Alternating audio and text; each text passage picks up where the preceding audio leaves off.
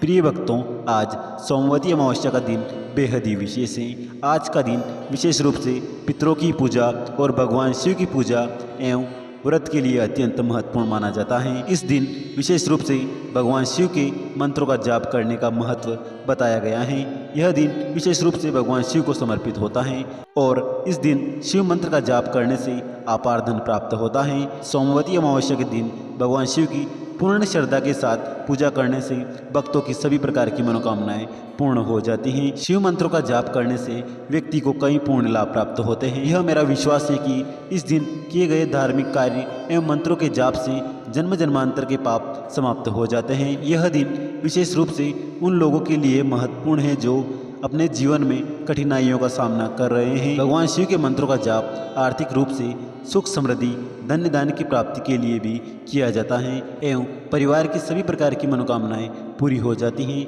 सोमवती अमावस्या पर भगवान शिव की उपासना और शिव मंत्रों का जाप करने से व्यक्ति को न केवल आध्यात्मिक उन्नति मिलती है बल्कि जीवन में सुख शांति और समृद्धि की प्राप्ति भी होती है। यह दिन विशेष रूप से उन भक्तों के लिए महत्वपूर्ण है जो भगवान शिव की विशेष कृपा पाना चाहते हैं, अपने जीवन में सुधार की कामना रखते हैं। तो प्रिय भक्तों, बिना किसी देरी करते हुए भगवान शिव के इस चमत्कारी मंत्र का 108 बार जाप कर लेते हैं। यदि किसी कारणवश आप इस मंत्र का जाप करने में असमर्थ हैं तो आप इस मंत्र को अपने घर या दुकान पर मोबाइल फ़ोन पर चलाकर 108 बार पूरा श्रवण करिएगा। साथ ही प्रिय भक्तों, यदि आप भगवान शिव की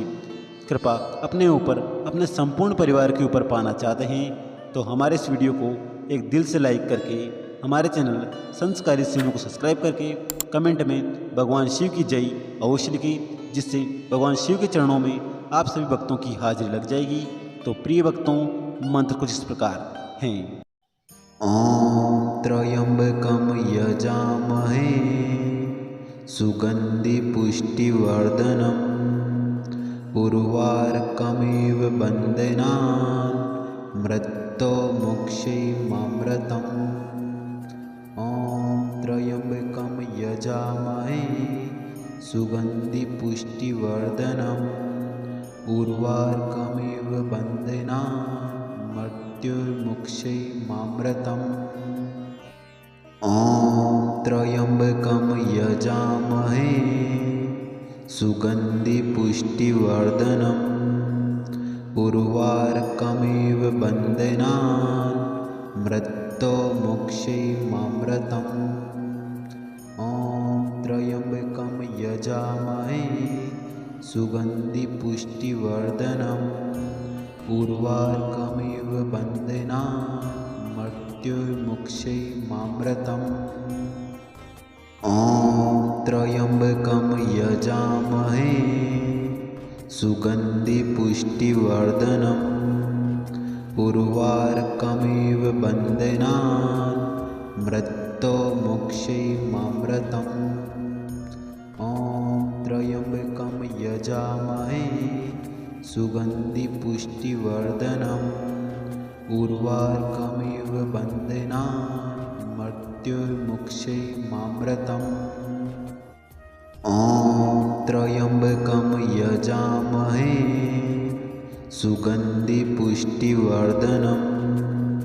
उर्वारुकमिव बन्धनान् मृत्युर्मुक्षीयमामृतम्।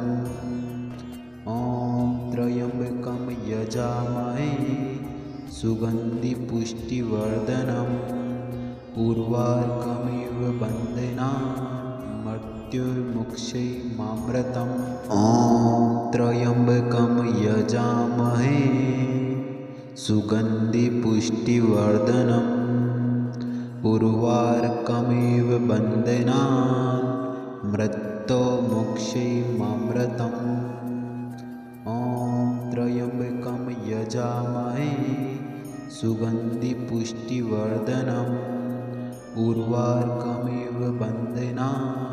मृत्युर्मुक्षीयमामृतम्। ॐ त्र्यम्बकं यजामहे सुगन्धि पुष्टिवर्धनम् उर्वारुकमिव बन्धनान् मृत्युर्मुक्षीयमामृतम्। ॐ त्र्यम्बकं यजामहे सुगन्धिपुष्टिवर्धनम् उर्वारुकमिव बन्धनान् मृत्युर्मुक्षैमामृतम् ॐ त्र्यम्बकं यजामहे सुगन्धिपुष्टिवर्धनम् उर्वारुकमिव बन्धनान् मृत्युर्मुक्षैमामृतम् ॐ त्र्यम्बकं यजामहे सुगन्धिपुष्टिवर्धनम् उर्वारुकमिव बन्धनान् मृत्युर्मुक्षैमामृतम् ॐ त्र्यम्बकं यजामहे सुगन्धिपुष्टिवर्धनम् उर्वारुकमिव बन्धनान् मृत्युर्मुक्षैमामृतम् ॐ त्र्यम्बकं यजामहे सुगन्धिपुष्टिवर्धनम् उर्वारुकमिव बन्धनान् मृत्युर्मुक्षैमामृतम् ॐ त्र्यम्बकं यजामहे सुगन्धिपुष्टिवर्धनम् उर्वारुकमिव बन्धनान् मृत्युर्मुक्षैमामृतम् ॐ त्र्यम्बकं यजामहे सुगन्धिपुष्टिवर्धनम् उर्वारुकमिव बन्धनान् मृत्युर्मुक्षैमामृतम् ॐ त्र्यम्बकं यजामहे सुगन्धिपुष्टिवर्धनम् उर्वारुकमिव बन्धनान् मृत्युर्मुक्षैमामृतम् ॐ त्र्यम्बकं यजामहे सुगन्धिपुष्टिवर्धनम् उर्वारुकमिव बन्धनान् मृत्युर्मुक्षैमामृतम् ॐ त्र्यम्बकं यजामहे सुगन्धिपुष्टिवर्धनम् उर्वारुकमिव बन्धनान् मृत्युर्मुक्षैमामृतम् ॐ त्र्यम्बकं यजामहे सुगन्धिपुष्टिवर्धनम् उर्वारुकमिव बन्धनान् मृत्युर्मुक्षैमामृतम् ॐ त्र्यम्बकं यजामहे सुगन्धिपुष्टिवर्धनम् उर्वारुकमिव बन्धनान् मृत्युर्मुक्षैमामृतम् ॐ त्र्यम्बकं यजामहे सुगन्धिपुष्टिवर्धनम् उर्वारुकमिव बन्धनान् मृत्युर्मुक्षैमामृतम् ॐ त्र्यम्बकं यजामहे सुगन्धिपुष्टिवर्धनम् उर्वारुकमिव बन्धनान् मृत्युर्मुक्षैमामृतम् ॐ त्र्यम्बकं यजामहे सुगन्धिपुष्टिवर्धनम् उर्वारुकमिव बन्धनान् मृत्युर्मुक्षैमामृतम् ॐ त्र्यम्बकं यजामहे सुगन्धिपुष्टिवर्धनम् उर्वारुकमिव बन्धनान् मृत्युर्मुक्षैमामृतम् ॐ त्र्यम्बकं यजामहे सुगन्धिपुष्टिवर्धनम् उर्वारुकमिव बन्धनान् मृत्युर्मुक्षैमामृतम् ॐ त्र्यम्बकं यजामहे सुगन्धिपुष्टिवर्धनम् उर्वारुकमिव बन्धनान् मृत्युर्मुक्षैमामृतम् ॐ त्र्यम्बकं यजामहे सुगन्धिपुष्टिवर्धनम् उर्वारुकमिव बन्धनान् मृत्युर्मुक्षैमामृतम् ॐ त्र्यम्बकं यजामहे सुगन्धिपुष्टिवर्धनम् उर्वारुकमिव बन्धनान् मृत्योर्मुक्षीयमामृतम् ॐ त्र्यम्बकं यजामहे सुगन्धिपुष्टिवर्धनम् उर्वारुकमिव बन्धनान् मृत्योर्मुक्षीयमामृतम् ॐ त्र्यम्बकं यजामहे सुगन्धिपुष्टिवर्धनम् उर्वारुकमिव बन्धनान् मृत्योर्मुक्षीयमामृतम् ॐ त्र्यम्बकं यजामहे सुगन्धिपुष्टिवर्धनम् उर्वारुकमिव बन्धनान् मृत्योर्मुक्षीयमामृतम् ॐ त्र्यम्बकं यजामहे सुगन्धिपुष्टिवर्धनम् उर्वारुकमिव बन्धनान् मृत्योर्मुक्षीयमामृतम्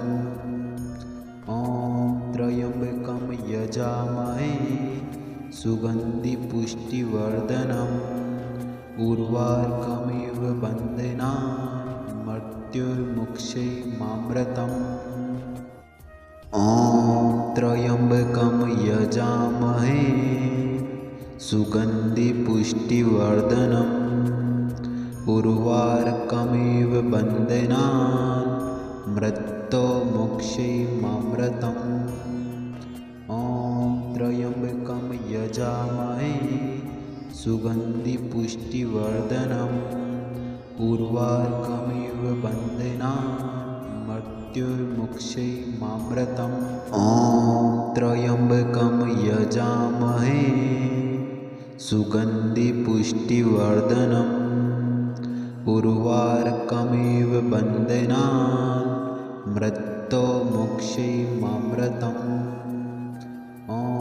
त्र्यम्बकं यजामहे सुगन्धिपुष्टिवर्धनम् उर्वारुकमिव बन्धनान् मृत्योर्मुक्षीयमामृतम् ॐ त्र्यम्बकं यजामहे सुगन्धिपुष्टिवर्धनम् उर्वारुकमिव बन्धनान् मृत्योर्मुक्षीयमामृतम् ॐ त्र्यम्बकं यजामहे सुगन्धिपुष्टिवर्धनम् उर्वारुकमिव बन्धनान् मृत्योर्मुक्षीयमामृतम् ॐ त्र्यम्बकं यजामहे सुगन्धिपुष्टिवर्धनम् उर्वारुकमिव बन्धनान् मृत्योर्मुक्षीयमामृतम् ॐ त्र्यम्बकं यजामहे सुगन्धिपुष्टिवर्धनम् उर्वारुकमिव बन्धनान् मृत्योर्मुक्षीयमामृतम् ॐ त्र्यम्बकं यजामहे सुगन्धिपुष्टिवर्धनम् उर्वारुकमिव बन्धनान् मृत्योर्मुक्षीयमामृतम् ॐ त्र्यम्बकं यजामहे सुगन्धिपुष्टिवर्धनम् उर्वारुकमिव बन्धनान् मृत्योर्मुक्षीयमामृतम् ॐ त्र्यम्बकं यजामहे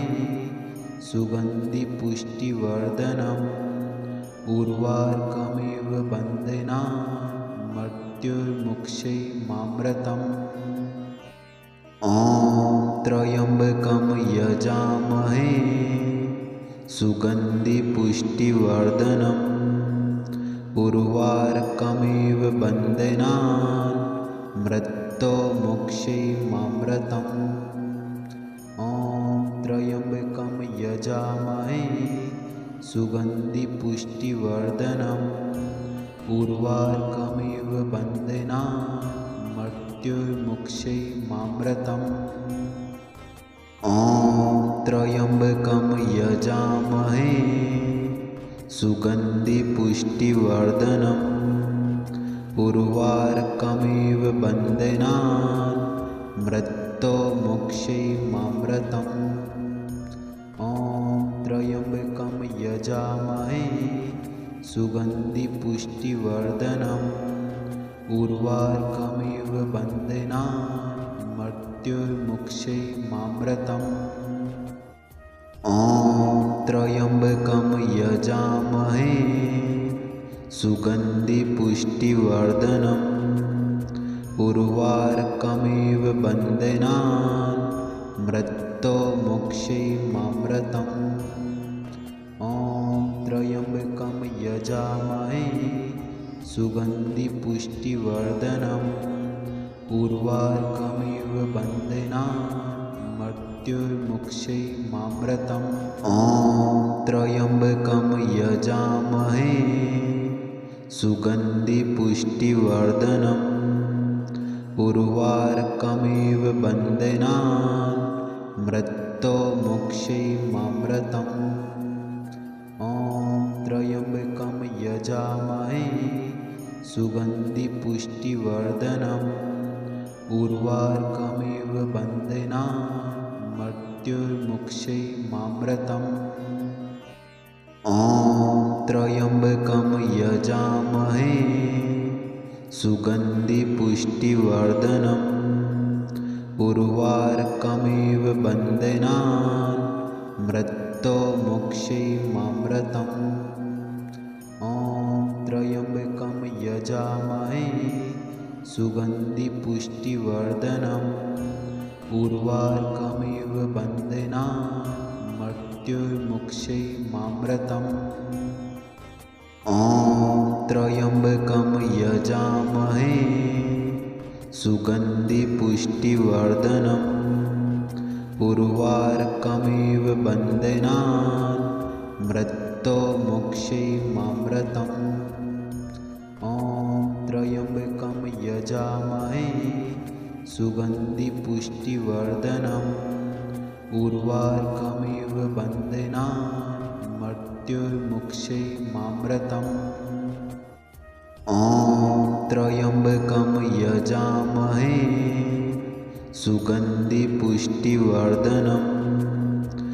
उर्वारुकमिव बन्धनान् मृत्योर्मुक्षैमामृतम् ॐ त्र्यम्बकं यजामहे सुगन्धिपुष्टिवर्धनम् उर्वारुकमिव बन्धनान् मृत्योर्मुक्षैमामृतम् ॐ त्र्यम्बकं यजामहे सुगन्धिपुष्टिवर्धनम् उर्वारुकमिव बन्धनान् मृत्योर्मुक्षैमामृतम् ॐ त्र्यम्बकं यजामहे सुगन्धिपुष्टिवर्धनम् उर्वारुकमिव बन्धनान् मृत्योर्मुक्षैमामृतम् ॐ त्र्यम्बकं यजामहे सुगन्धिपुष्टिवर्धनम् उर्वारुकमिव बन्धनान् मृत्योर्मुक्षैमामृतम् ॐ त्र्यम्बकं यजामहे सुगन्धिपुष्टिवर्धनम् उर्वारुकमिव बन्धनान् मृत्योर्मुक्षैमामृतम् ॐ त्र्यम्बकं यजामहे सुगन्धिपुष्टिवर्धनम् उर्वारुकमिव बन्धनान् मृत्योर्मुक्षैमामृतम् ॐ त्र्यम्बकं यजामहे सुगन्धिपुष्टिवर्धनम् उर्वारुकमिव बन्धनान् मृत्योर्मुक्षैमामृतम् ॐ त्र्यम्बकं यजामहे सुगन्धिपुष्टिवर्धनम् उर्वारुकमिव बन्धनान् मृत्युर्मुक्षैमामृतम् ॐ त्र्यम्बकं यजामहे सुगन्धिपुष्टिवर्धनम् उर्वारुकमिव बन्धनान् मृत्युर्मुक्षैमामृतम् ॐ त्र्यम्बकं यजामहे सुगन्धिपुष्टिवर्धनम् उर्वारुकमिव बन्धनान् मृत्युर्मुक्षैमामृतम् ॐ त्र्यम्बकं यजामहे सुगन्धिपुष्टिवर्धनम् उर्वारुकमिव बन्धनान् मृत्युर्मुक्षैमामृतम् ॐ त्र्यम्बकं यजामहे सुगन्धिपुष्टिवर्धनम् उर्वारुकमिव बन्धनान् मृत्युर्मुक्षैमामृतम् ॐ त्र्यम्बकं यजामहे सुगन्धिपुष्टिवर्धनम् उर्वारुकमिव बन्धनान् मृत्युर्मुक्षैमामृतम् ॐ त्र्यम्बकं यजामहे सुगन्धिपुष्टिवर्धनम् उर्वारुकमिव बन्धनान् मृत्युर्मुक्षैमामृतम् ॐ त्र्यम्बकं यजामहे सुगन्धिपुष्टिवर्धनम् उर्वारुकमिव बन्धनान् मृत्युर्मुक्षैमामृतम् ॐ त्र्यम्बकं यजामहे सुगन्धिपुष्टिवर्धनम् उर्वारुकमिव बन्धनान् मृत्युर्मुक्षैमामृतम् ॐ त्र्यम्बकं यजामहे सुगन्धिपुष्टिवर्धनम् उर्वारुकमिव बन्धनान् मृत्युर्मुक्षैमामृतम् ॐ त्र्यम्बकं यजामहे सुगन्धिपुष्टिवर्धनम् उर्वारुकमिव बन्धनान् मृत्युर्मुक्षैमामृतम् ॐ त्र्यम्बकं यजामहे सुगन्धिपुष्टिवर्धनम् उर्वारुकमिव बन्धनान् मृत्युर्मुक्षैमामृतम् ॐ त्र्यम्बकं यजामहे सुगन्धिपुष्टिवर्धनम् उर्वारुकमिव बन्धनान् मृत्युर्मुक्षैमामृतम् ॐ त्र्यम्बकं यजामहे सुगन्धिपुष्टिवर्धनम् उर्वारुकमिव बन्धनान् मृत्युर्मुक्षैमामृतम् ॐ त्र्यम्बकं यजामहे सुगन्धिपुष्टिवर्धनम् उर्वारुकमिव बन्धनान् मृत्युर्मुक्षैमामृतम् ॐ त्र्यम्बकं यजामहे सुगन्धिपुष्टिवर्धनम् उर्वारुकमिव बन्धनान् मृत्युर्मुक्षैमामृतम् ॐ त्र्यम्बकं यजामहे सुगन्धिपुष्टिवर्धनम् उर्वारुकमिव बन्धनान् मृत्युर्मुक्षैमामृतम् ॐ त्र्यम्बकं यजामहे सुगन्धिपुष्टिवर्धनम् उर्वारुकमिव बन्धनान् मृत्युर्मुक्षैमामृतम् ॐ त्र्यम्बकं यजामहे सुगन्धिपुष्टिवर्धनम् उर्वारुकमिव बन्धनान् मृत्युर्मुक्षैमामृतम् ॐ त्र्यम्बकं यजामहे सुगन्धिपुष्टिवर्धनम् उर्वारुकमिव बन्धनान् मृत्युर्मुक्षैमामृतम् ॐ त्र्यम्बकं यजामहे सुगन्धिपुष्टिवर्धनम् उर्वारुकमिव बन्धनान् मृत्युर्मुक्षैमामृतम् ॐ त्र्यम्बकं यजामहे सुगन्धिपुष्टिवर्धनम् उर्वारुकमिव बन्धनान् मृत्युर्मुक्षैमामृतम् ॐ त्र्यम्बकं यजामहे सुगन्धिपुष्टिवर्धनम् उर्वारुकमिव बन्धनान् मृत्युर्मुक्षैमामृतम् ॐ त्र्यम्बकं यजामहे सुगन्धिपुष्टिवर्धनम् उर्वारुकमिव बन्धनान् मृत्युर्मुक्षैमामृतम् ॐ त्र्यम्बकं यजामहे सुगन्धिपुष्टिवर्धनम् उर्वारुकमिव बन्धनान् मृत्युर्मुक्षैमामृतम् ॐ त्र्यम्बकं यजामहे सुगन्धिपुष्टिवर्धनम् उर्वारुकमिव बन्धनान् मृत्युर्मुक्षैमामृतम् ॐ त्र्यम्बकं यजामहे सुगन्धिपुष्टिवर्धनम् उर्वारुकमिव बन्धनान् मृत्युर्मुक्षैमामृतम् ॐ त्र्यम्बकं यजामहे सुगन्धिपुष्टिवर्धनम् उर्वारुकमिव बन्धनान् मृत्युर्मुक्षैमामृतम् ॐ त्र्यम्बकं यजामहे सुगन्धिपुष्टिवर्धनम् उर्वारुकमिव बन्धनान् मृत्युर्मुक्षैमामृतम्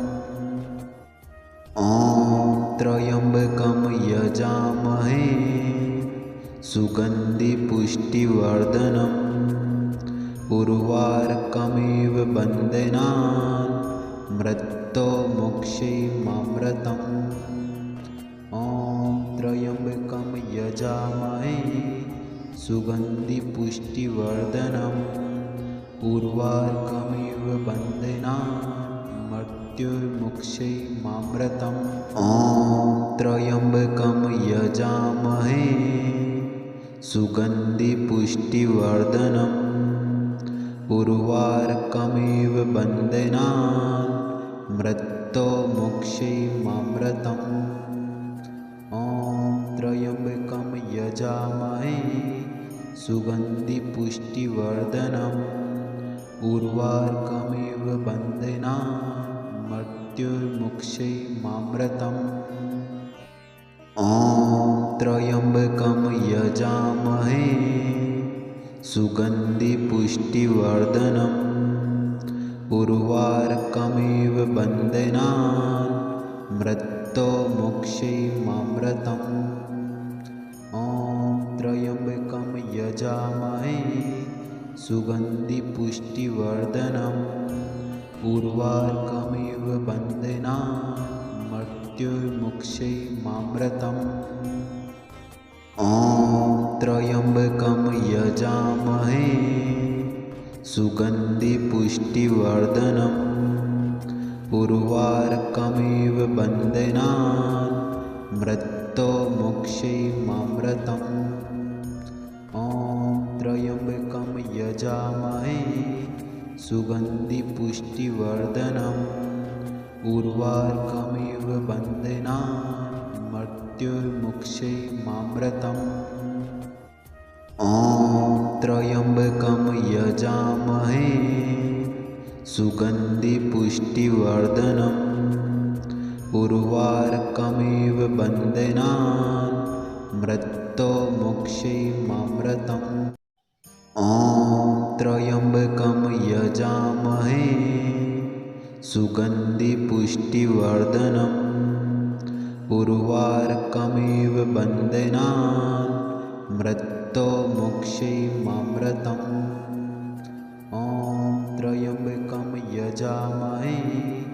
सुगन्धिपुष्टिवर्धनम् उर्वारुकमिव बन्धनान् मृत्युर्मुक्षैमामृतम् ॐ त्र्यम्बकं यजामहे सुगन्धिपुष्टिवर्धनम्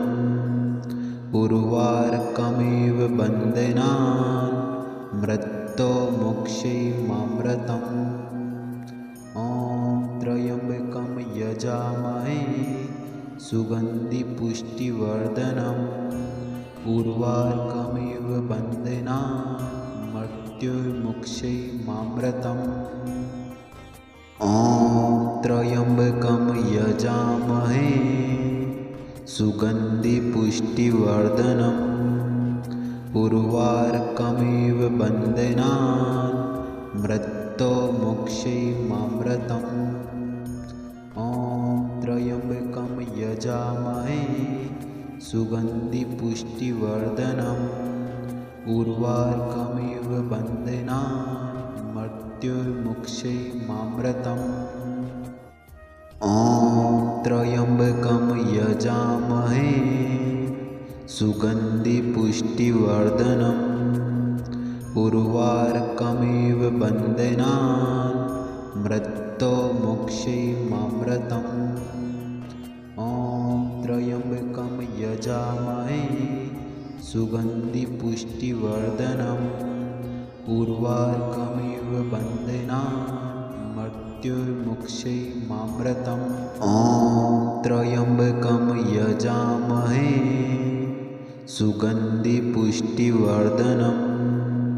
उर्वारुकमिव बन्धनान् मृत्युर्मुक्षैमामृतम् ॐ त्र्यम्बकं यजामहे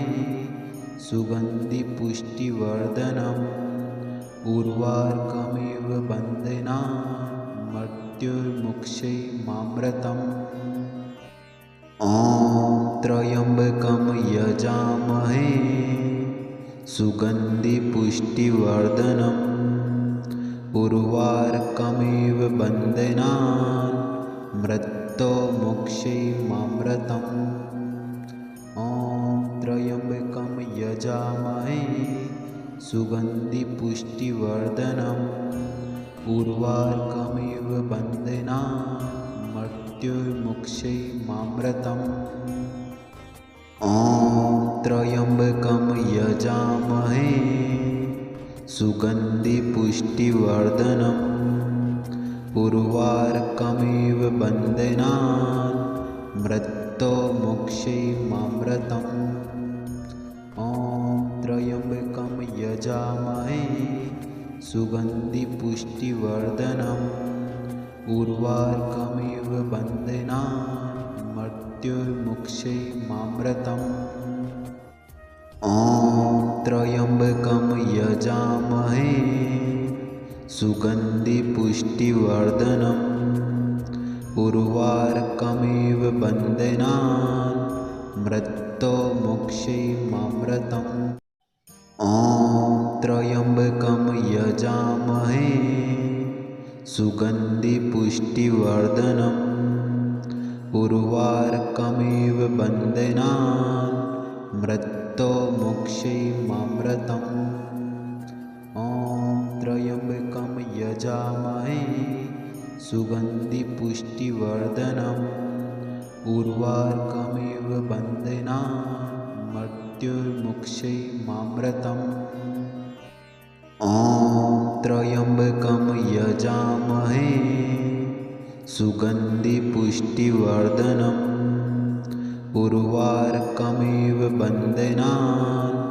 मृत्युर्मुक्षैमामृतम् ॐ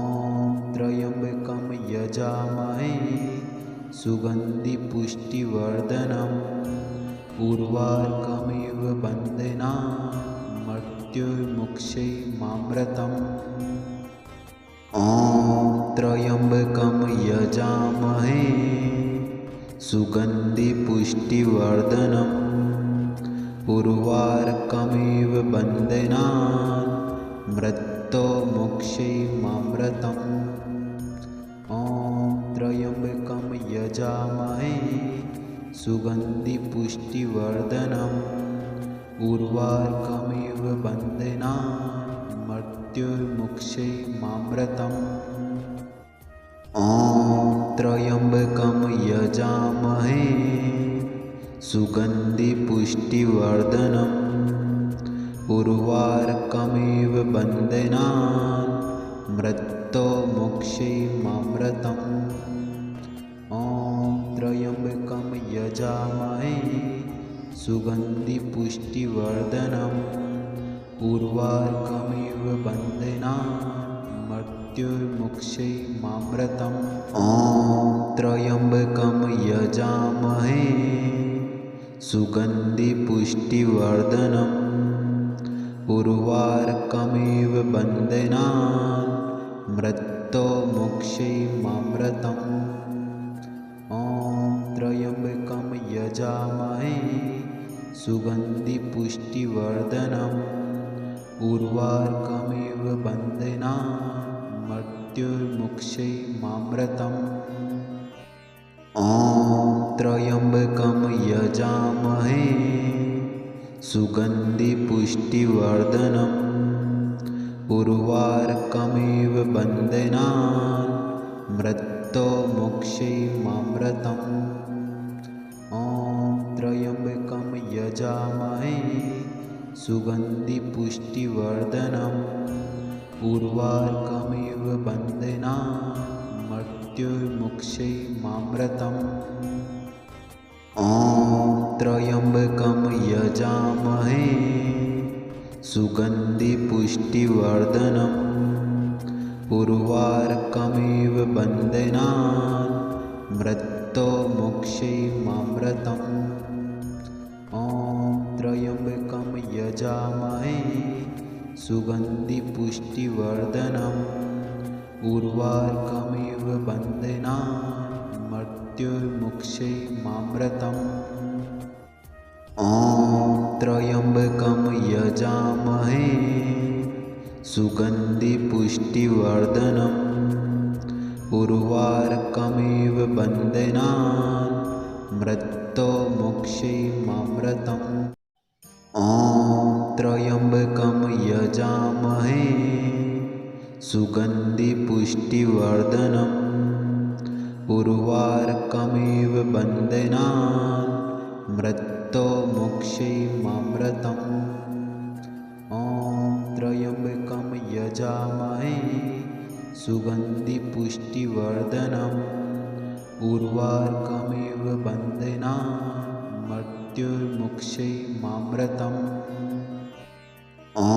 त्र्यम्बकं यजामहे सुगन्धिपुष्टिवर्धनम् उर्वारुकमिव बन्धनान् मृत्युर्मुक्षैमामृतम् ॐ त्र्यम्बकं यजामहे सुगन्धिपुष्टिवर्धनम् उर्वारुकमिव बन्धनान् मृत्युर्मुक्षैमामृतम् ॐ त्र्यम्बकं यजामहे सुगन्धिपुष्टिवर्धनम्